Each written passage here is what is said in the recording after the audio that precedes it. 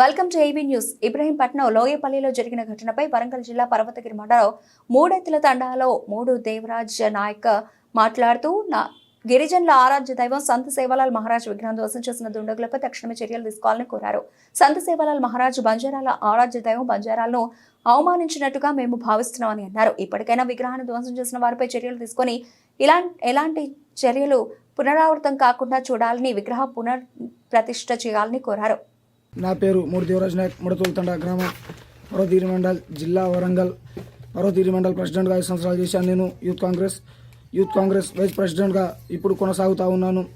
మొన్న ఇబ్రహీంపట్నంలో లోయపల్లి గ్రామంలోని సంతూ సేవలాల్ మహారాజ్ పై ధ్వంసం చేయడం జరిగింది. ఆ దుండగులను ప్రభుత్వం వెంటనే పట్టుకోవాలని కోరుకుంటా ఉన్నాం, చర్యలు తీసుకోవాలని కోరుకుంటా ఉన్నాము.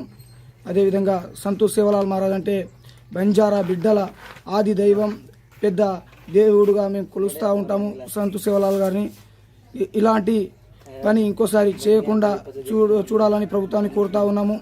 అదేవిధంగా సేవలాల్ అంటే ఒక ఆదివాసీ బిడ్డని ఇంత కించపరిచినందుకు వెంటనే ధ్వంసం చేసిన వాళ్ళు దుండగులు క్షమాపణ చెప్పాలని కోరుతా ఉన్నాం. అదేవిధంగా ప్రభుత్వం వెంటనే చర్యలు తీసుకోవాలని కోరుకుంటూ ఉంటాము.